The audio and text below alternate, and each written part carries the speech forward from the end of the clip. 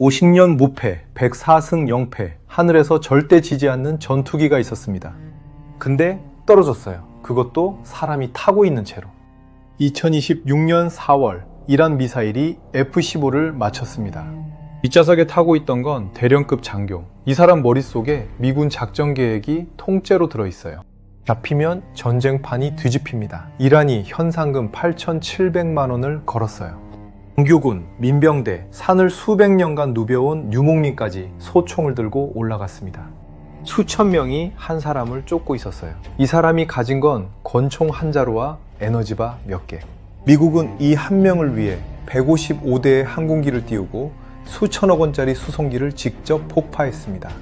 근데 46년 전 같은 이란 땅에서 미국은 구출에 실패하고 8명이 죽었거든요. 이번에는 달랐을까요? 자, 이 사람이 왜 이란 산속 바위 틈에 있게 됐는지 시간을 돌려봅니다. 2026년 2월, 미국과 이란은 핵 문제를 놓고 물밑 협상 중이었어요. 오만이라는 중립국이 중간에서 중재를 맡았고, 오만 외무장관이 돌파구가 보인다고 발표할 정도였습니다. 분위기가 나쁘지 않았어요. 근데 2월 28일, 미국과 이스라엘이 이란을 선제 공습합니다. 이란 최고 지도자 하메네이가 그날 사망했어요. 딸, 사위, 손주까지 함께 협상 테이블이 통째로 불탔습니다. 이란이 가만히 있을 리 없었죠. 탄도미사일 500발 넘게, 드론 2,000대 가까이 쏟아부었어요. 전 세계 석유의 20%가 지나가는 호르무즈 해협이 사실상 막혔습니다. 우리나라 기름의 70% 이상이 이 바닷길을 통해 오거든요. 그렇게 전쟁이 시작된 지 5주째 되던 날이었습니다. F-15, 이 전투기가 처음 하늘을 난 게 1972년이에요. 이후 50년 넘게 공대공 전투에서 104번을 싸웠는데 104번을 전부 이겼어요. 진 적이 단 한 번도 없습니다. 반세기 동안 어떤 나라의 어떤 전투기와 붙어도 하늘에서 떨어진 적이 없다는 뜻이에요. 축구로 치면 50시즌 연속 무패인 팀입니다. 이 기록이 깨질 거라고 생각한 사람은 아무도 없었습니다.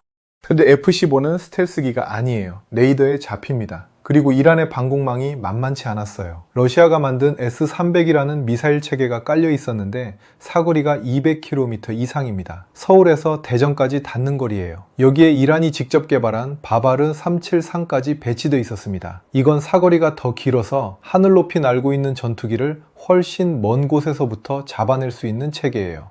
4월 3일, 이란 남서부 자그로스 산맥 상공, 겹겹이 쌓인 산맥위로 F-15 한 대가 군사시설 타격 임무를 수행하고 있었습니다. 앞좌석에 조종사, 뒷좌석에 미사일과 폭탄을 관리하는 장교, 두 사람이 타고 있었어요. 미사일이 날아들었습니다. 기체 한쪽을 관통했어요. 연료에 불이 붙었고 불길이 전투기 전체를 감쌌습니다.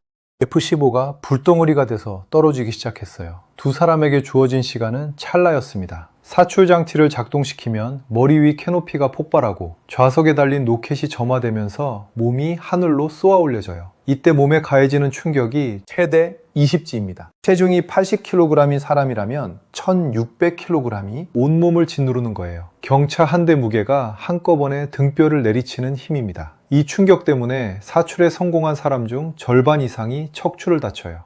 살려고 탈출하는 그 순간에 몸이 부서질 수 있는 겁니다. 두 사람이 거의 동시에 사출했어요. 낙하산이 펼쳐지고 각각 다른 방향으로 떨어졌습니다. 그리고 여기서부터 두 사람의 운명이 갈렸어요. 앞좌석 조종사는 비교적 빠르게 발견됐습니다. 구조 헬기 21대가 투입돼서 수시간 만에 데려왔어요. 물론 공짜는 아니었습니다. 구조 헬기 2대가 이란군 화력에 맞았고 승무원이 부상을 입었거든요. 엄호하던 A-10 공격기 한 대까지 별도로 피격됐어요. 구하러 가는 사람들도 맞는 겁니다. 근데 뒷좌석은 상황이 완전히 달랐습니다. 이 장교는 이란 산악지대 깊숙한 곳에 떨어졌어요. 부상을 입은 채로. 주변에는 아군이 없었고 구조 헬기가 바로 접근할 수 있는 지형도 아니었습니다.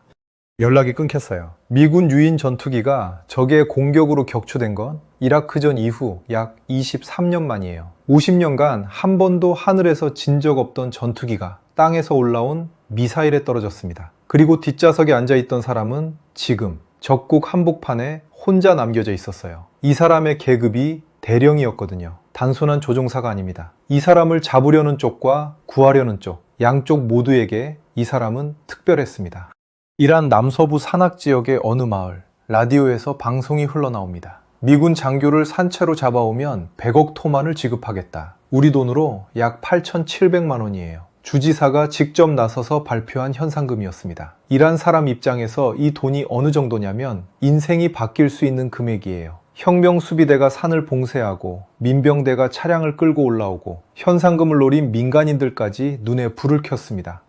군인만 쫓는 게 아니에요. 나라 전체가 사냥에 나선 겁니다. 근데 여기서 이 사냥이 특별해지는 이유가 있어요. 바흐티아리 유목민. 이 사람들은 자그로스 산맥에서 수백 년을 살아온 사람들입니다. 도시에서 군복 입고 올라온 혁명수비대와는 차원이 달랐어요. 이 산이 자기 집 앞마당이거든요. 어디에 바위 틈이 있고 어디로 물이 흐르고 어느 계곡으로 사람이 빠지는지를 몸으로 아는 사람들이에요. 사냥을 쫓던 사냥용 소총을 들고 이번에는 사람을 쫓으러 올라갔습니다. 이 사람들 앞에서 숨는다는 건 자기 집 마당에서 주인 눈을 피한다는 거나 마찬가지예요. 나중에 밝혀진 건데 바흐티아리 유목민 일부가 미군 구조 헬기를 향해 소총을 쏘기도 했습니다. 헬기 2대가 실제로 피격됐어요. 혁명수비대, 민병대, 유목민, 현상금 사냥꾼 수천 명이 한 사람을 쫓고 있었습니다. 그런데요, 이 이야기에는 아무도 예상 못한 반전이 하나 있어요. 이 산악 지역은 이란 혁명수비대가 수십 년간 주민들을 억압해온 곳이었거든요. 정부가 미워도 너무 미운 사람들이 살고 있었던 겁니다. 뉴욕타임스 보도에 따르면 일부 주민이 오히려 이 미군 장교에게 은신처를 제공했을 가능성이 있어요. 한번 상상해 보세요. 적국의 심장부에서 8,700만 원짜리 현상금을 거부하고 적국 군인을 숨겨준 사람들이 있었다는 겁니다. 현상금보다 혁명수비대에 대한 분노가 더 컸던 거예요. 자, 여기까지 들으면 이런 생각이 드실 수 있어요. 이란이 왜 이렇게까지 하는 거야? 미국은 또 왜 이렇게까지 하는 거야? 양쪽 다 이유가 있었습니다. 이 사람이 그냥 조종사가 아니었기 때문이에요. F-15에는 두 사람이 탑니다. 앞좌석은 비행기를 모는 조종사예요. 뒷좌석은 미사일과 폭탄, 레이더 체계를 통째로 관리하는 무장 시스템 장교입니다. 그리고 이 뒷좌석 장교의 계급이 대령이었어요. 보통 그 계급이면 책상에 앉아있을 나이인데 이 사람은 여전히 전투기를 타고 있었습니다. 대령급이면 일반 조종사와 차원이 달라요. 그날의 비행 계획뿐 아니라 작전 전체의 큰 그림을 파악하는 위치거든요. 어디를 언제 공격할 건지, 아군 편대가 어디에 배치되어 있는지, 이란 레이더의 취약점, 전자전 데이터, 암호 체계까지 이 사람 머릿속에 통째로 들어있었어요. 적한테 조종사는 사람이 아니에요. 카드입니다. 이 사람이 잡히면 세 가지가 동시에 벌어져요. 첫째, 정보가 털립니다. 미군 작전 계획서가 통째로 넘어가는 거예요. 같은 작전에 투입된 모든 아군의 경로와 위치가 노출돼요. 이란이 이걸 손에 넣으면 미국은 전자전 체계를 전면 재편해야 합니다. 둘째, 선전 카드가 됩니다. 1991년 걸프전 때 실제로 벌어진 일이에요. 격추된 미군 조종사들이 이라크 TV 카메라 앞에 끌려 나왔습니다. 멍든 얼굴, 부어오른 눈, 그 상태로 앉혀져서 이 전쟁은 잘못이었다고 읽었어요. 누가 봐도 강제로 읽게 한 대본이었습니다. 그 영상이 전 세계로 나갔어요. 이란이 이 대령을 잡으면 똑같은 장면이 반복됩니다. 셋째, 협상 카드가 됩니다. 비슷한 일이 실제로 있었어요. 1960년 미군 정찰기 U-2가 소련 상공에서 격추됐습니다. 조종사 프란시스 게리 파워스. 소련은 이 사람을 21개월 동안 잡고 있었어요. 거의 2년입니다. 결국 소련 스파이와 맞교환하는 조건으로 돌려보냈습니다. 조종사 한 명이 국가 간 거래에 패가 된 거예요. 이란이 지금 종전 협상을 앞두고 있는 상황에서 미군 대령 한 명은 최고의 인질카드가 됩니다. 정보카드, 선전카드, 협상카드. 이란은 이 세 장을 동시에 쫓고 있었어요. 이쯤 되면 이해가 되실 겁니다. 미국이 이 사람을 구하려고 한 건 의리가 아니에요. 냉정한 계산이었습니다. 정보가 유출되면 이란과 관련된 전자전 체계를 통째로 갈아엎어야 해요. 그 비용만 따져도 구출작전 비용의 수십 배입니다. TV에 얼굴이 나가면 전쟁 여론이 뒤집히고 인질로 잡히면 종전 협상 테이블 전체가 흔들려요. 구하는 게 비싼 게 아니라 잡히는 게 훨씬 더 비싼 상황이었던 겁니다. 미국은 이 사람을 반드시 데려와야 했어요. 근데 문제가 있었습니다. 이 사람이 정확히 어디 있는지 아무도 몰랐어요. 바위 틈에 등을 기댄 채 이 대령은 꺾인 발목을 끌고 능선으로 올랐습니다. 해발 2100m. 4월인데도 손끝이 얼었어요. 주변은 깎아지른 바위와 메마른 관목뿐이었습니다. 산 아래에서는 수색대가 움직이고 있었고 밤이 되면 체온이 떨어져서 저체온증이 먼저 찾아올 수 있는 상황이었어요. 가진 건 권총 한정, 암호화 무전기, 에너지바 몇 개, 나이프, 적국 한복판에서 이게 전부였습니다. 이 사람이 그냥 웅크리고 기다리기만 한 건 아닙니다. 미군 전투기 조종사는 전부 SER이라는 과정을 거쳐요. 생존, 회피, 저항, 탈출. 한국전쟁과 베트남전에서 포로가 된 조종사들이 적에게 군사 기밀을 넘겨버린 사례가 잇따르면서 만들어진 훈련이에요. 산속 한가운데 떨어뜨려 놓고 벌레를 잡아먹게 하고 이슬을 모아 마시게 합니다. 흔적 없이 이동하는 법, 열감지 카메라에 안 잡히는 법을 몸에 새겨요. 마지막 단계에서는 진짜 포로 수용소처럼 가둬놓습니다. 머리에 자루를 씌우고 신문하고 잠을 재우지 않아요. 서지도 눕지도 못하는 좁은 공간에 가둬놓기도 합니다. 실전에서 겪을 일을 미리 몸으로 겪게 하는 거예요. 이 과정에서 절반 가까이가 탈락합니다. 통과한 사람만 조종석에 앉을 수 있어요. 머리가 아니라 몸이 먼저 움직이도록 만드는 겁니다. 낙하산을 숨기고 무전을 쏘고 은신처를 찾는 것까지. 이 대령 앞에 딜레마가 하나 있었어요. 손바닥만한 비상무전기. 버튼 하나면 미군 위성이 위치를 잡습니다. 근데 이 신호는 미군만 듣는 게 아니에요. 이란군도 같은 주파수를 모니터하고 있었거든요. 신호를 보내면 구조가 빨라지지만 이란 수색대도 자기 위치를 정확히 알게 됩니다. 보내지 않으면 안전하지만 미국이 자기를 영영 못 찾을 수도 있어요. 한번 상상해 보세요. 수천 명이 나를 쫓고 있는 산속에서 구조 신호를 보낼 것인가 말 것인가. 이 대령은 초기에 딱 한 번 암호화된 좌표를 쏘고 즉시 무전기를 꺼버렸습니다. 그 한 번의 신호에 모든 걸 건 거예요. 그리고 기다렸습니다. 부상당한 발목으로 바위 틈에 몸을 밀어넣은 채 36시간 넘게. 그 사이 대서양 건너편에서는 완전히 다른 전쟁이 벌어지고 있었습니다. CIA가 이란 내부에 정보를 흘렸어요. 미군 조종사는 이미 구출됐다. 지금 지상으로 이동 중이다. 전부 거짓이었습니다. 이란 수색병력이 엉뚱한 방향을 쫓게 만드는 기만 작전이었어요.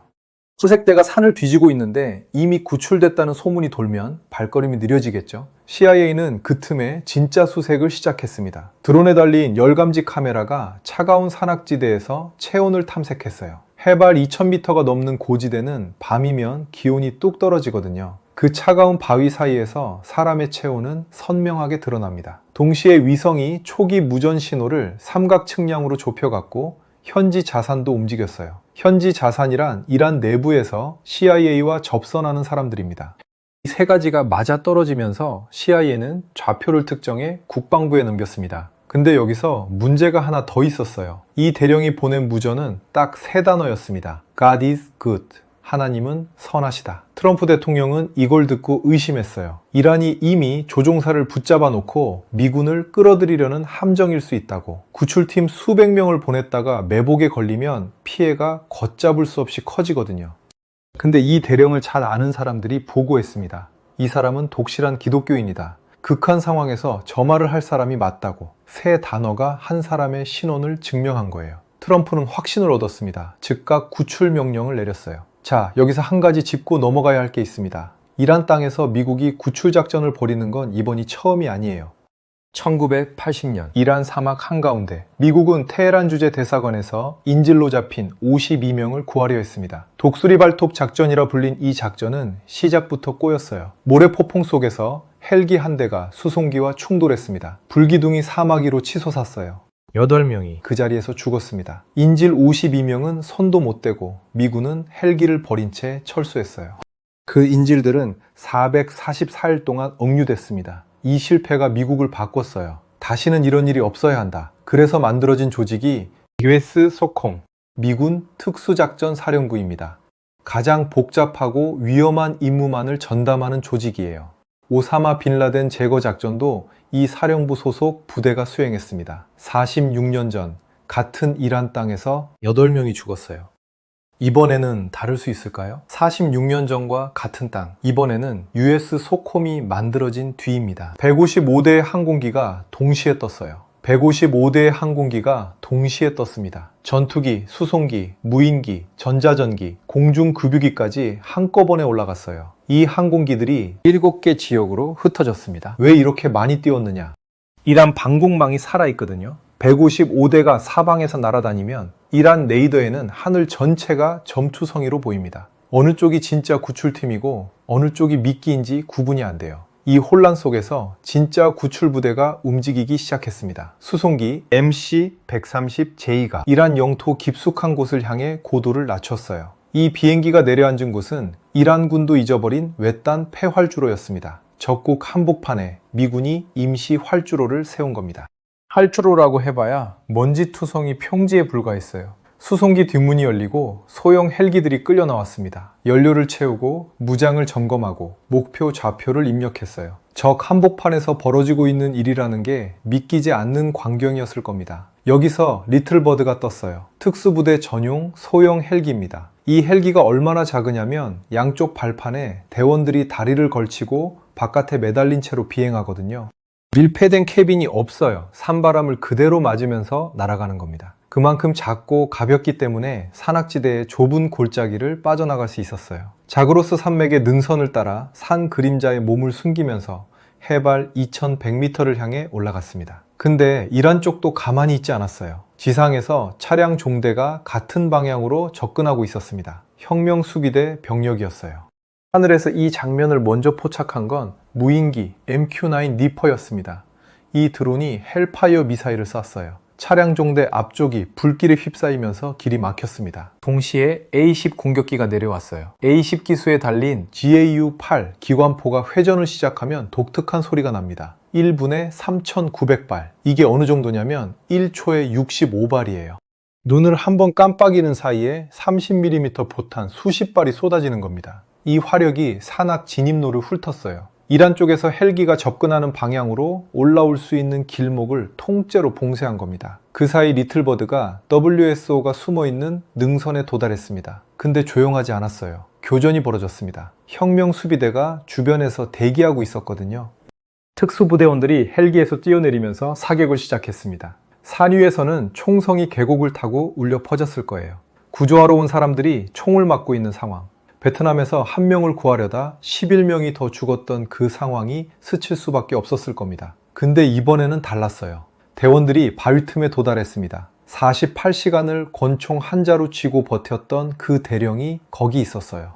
발목이 꺾인 채로 거의 이틀을 산속에서 버텼습니다. 현상금이 걸려있고 수천 명이 쫓고 있는 산에서 에너지바 몇 개와 나이프로 버틴 거예요. 대원들이 그를 들어올려 헬기에 태웠습니다. 구출에 성공했어요. 근데 여기서 끝이 아닙니다. 사람은 구했어요. 이제 빠져나가야 합니다. 전진기지로 돌아왔는데 안도하는 순간도 없이 문제가 터졌습니다. 수송기 2대가 움직이지 못하는 거예요. 한 대는 기계 결함이 생겼고 다른 한 대는 바퀴가 모래에 빠져버렸습니다. 엔진을 걸어봤지만 꿈쩍도 안 했어요. 수십 톤짜리 대형 수송기가 이란 영토 한복판에 박혀있는 상황입니다. 1980년 독수리 발톱 작전 때도 이란 사막에서 수송기가 문제를 일으켰거든요. 그때는 헬기와 충돌하면서 4빌명이 죽었습니다. 46년 전의 악몽이 다시 떠올랐을 거예요. 이번에도 이란 땅에서 발이 묶인 겁니다. 시간이 없었어요. 이란군이 폭발음과 교전 소리를 듣고 좁혀오고 있었거든요. 전진기지가 발각되는 건 시간 문제였습니다. 수송기를 수리할 여유 같은 건 없었어요. 지휘부가 결정을 내렸습니다. 예비 수송기 3대를 추가 투입하라. 인원 전원을 옮겨 태워라. 그리고 움직이지 못하는 항공기는 전부 폭파하라. 수송기 2대, 소형 헬기 4대, 총 6대의 항공기를 자기 손으로 날려야 했어요. 수송기 한 대 가격이 1,000억 원이 넘습니다. 이게 어느 정도냐면 서울 한복판에 아파트 수백 채를 살 수 있는 돈이에요. 그걸 2대, 소형 헬기까지 합치면 수천억 원어치 항공기를 적국 한복판에서 직접 폭파하는 겁니다. 기밀 장비가 이란 손에 넘어가면 그 뒤에 있는 러시아나 중국이 미군의 전자전 체계를 통째로 해부할 수 있거든요. 장비를 버리는 게 아니라 그 장비에 담긴 비밀을 태우는 거였어요. 모든 인원이 예비 수송기에 오른 걸 확인한 뒤 기폭 장치가 작동했습니다. 이란의 밤하늘에 불기둥이 2개 솟았어요. 수송기 동체가 찌그러지면서 검은 연기가 피어올랐고 먼지와 금속 파편이 사방으로 흩어졌습니다. 1,000억 원짜리 항공기가 불타는 광경을 미군 대원들이 예비 수송기 안에서 지켜봤을 거예요. 수천억 원이 연기가 되어 올라가는 장면이었습니다. 며칠 뒤 이란 국영 TV에 이 잔해가 등장했습니다. 카메라가 부서진 수송기 동체를 클로즈업으로 비추고 카타말 안비야 사령부 대변인이 발표했어요.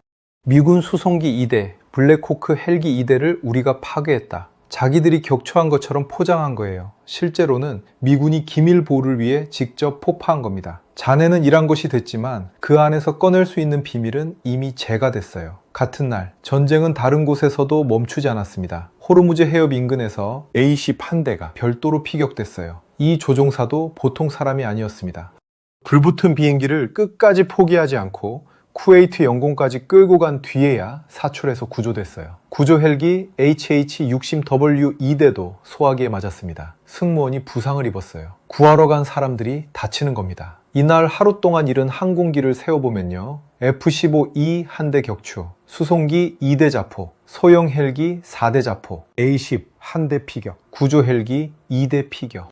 트럼프는 비용을 4,350억 원이라고 했는데 분석가들 계산은 달랐습니다. 자폭한 항공기 가격, 155대 항공기, 연료비와 정비비, 특수부대 작전 비용까지 합치면 2조 9천억 원이 넘을 거라고 봤어요. 사망자는 0명이었습니다. 2조 9천억 원을 쓰고 수송기를 불태우고 소형 헬기를 날리고 교전까지 벌이면서 한 사람도 죽지 않았어요. 바위 틈에 웅크리고 있던 그 대령도, 그를 데리러 간 특수부대원들도, 수송기를 폭파하고 빠져나온 대원들도 전부 살아서 돌아왔습니다. 프랭크 맥켄지 전 중부사령관이 CBS 인터뷰에서 이 작전을 두고 한마디를 남겼습니다. 항공기 한 대를 만드는 데는 1년이 걸립니다. 하지만 누구도 버려두고 오지 않는다는 군의 전통을 쌓는 데는 200년이 걸렸습니다. 1,000억 원짜리 수송기는 공장에서 다시 만들 수 있어요. 근데 200년짜리 전통은 한 번 깨지면 다시 세울 수가 없거든요. 권총 한 자루 들고 바위 틈에 웅크리고 있던 사람 한 명, 이 사람을 데려오는데 수송기 2대를 불태우고 155대의 항공기를 띄우고 2조 원이 넘는 돈을 쏟아부었습니다. F-15E 한 대를 만드는데 100억 원이 넘고 그걸 조종할 사람을 키우는데 10년이 걸려요.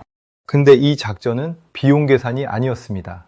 한 명을 버리고 오는 순간 다음에 사출 좌석 손잡이를 잡아야 할 모든 조종사가 망설이게 되니까요. 레인저 크리드에도 에어맨 크리드에도 같은 문장이 새겨져 있습니다. Leave no man behind. 국가가 국민 한 명을 어떻게 대하는가? 먼 나라 전쟁 이야기이긴 한데 이 질문은 좀 남습니다. 시청해 주셔서 감사합니다.